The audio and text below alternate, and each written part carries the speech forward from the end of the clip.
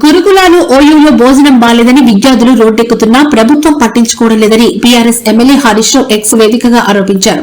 CM పదవిలో ఉన్న రేవంత్ రెడ్డి గురుకులాల్లో ఉన్న అధ్వాన్న పరిస్థితులపై సమీక్షించలేరా అని ప్రశ్నించారు. కల్తీ ఆహారం తమకొద్దని నారాయణఖేడ్ మండలం ఎస్టీ ఆశ్రమ పాఠశాల విద్యార్థులు రోడ్డెక్కడం, భోజనం బాగుండడం లేదని హైదరాబాద్ నడిగడ్డపై ఉస్మానియా విద్యార్థులు రాత్రి నుంచి నిరసన చేయడం సీఎంకు కనిపించలేదా అని నిలదీశారు. రాష్ట్రంలో ఇలాంటి ఘటనలు ప్రతిరోజు ఎక్కడో ఒక చోట జరుగుతూనే ఉన్నా విద్యాశాఖను తన వద్దనే ఉంచుకున్న సీఎం ఉలుకు పలుకు లేకుండా ఉండడం ఆశ్చర్యంగా ఉందన్నారు. ఉస్మానియాకు వెళ్లి రిబ్బన్లు కట్ చేయడం తప్ప 2.5 ఏళ్లుగా చేసిన అభివృద్ది ఏముంది? మాటలు కోటలు దాటితే ఆచరణ గడప దాటదని అనడానికి ముఖ్యమంత్రి పర్ఫెక్ట్ ఉదాహరణ అని హరీష్ పేర్కొన్నారు.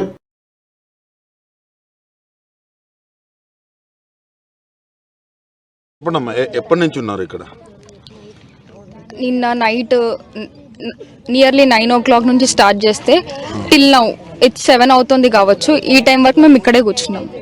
ఎందుకు అసలు మీ సమస్య ఏంటి? ప్రాబ్లం ఏంటంటే యాక్చువల్ గా నిన్న ఒక అమ్మాయి అంటే మా ఫ్రెండ్ వాళ్ళ పేరెంట్ వచ్చారు. సో పేరెంట్ వస్తే పేరెంట్ ని హాస్టల్లోకి అలౌ చేయలేదు. అంటే వాళ్ళకి రూల్స్ లో లేదంట పేరెంట్స్ ని అలౌ చేయాలని. సో ప్రతి ఒక్క హాస్టల్లో ఖచ్చితంగా ఒక పేరెంట్ కి ఒక అకామిడేషన్ అనేది, గెస్ట్ వచ్చినప్పుడు ఒక అకామిడేషన్ అనేది ఉండాలి. సో అది ప్రాపర్ గా లేదు. అంతేకాకుండా వాళ్ళ రెస్పాన్స్ ప్రాపర్ గా లేదు. మేము కాల్ చేసినా రెస్పాండ్ అవ్వకపోవడం, ర్యాష్ గా మాట్లాడడం, ఇవన్నీ ఇగ్నోరెన్స్ లేదు.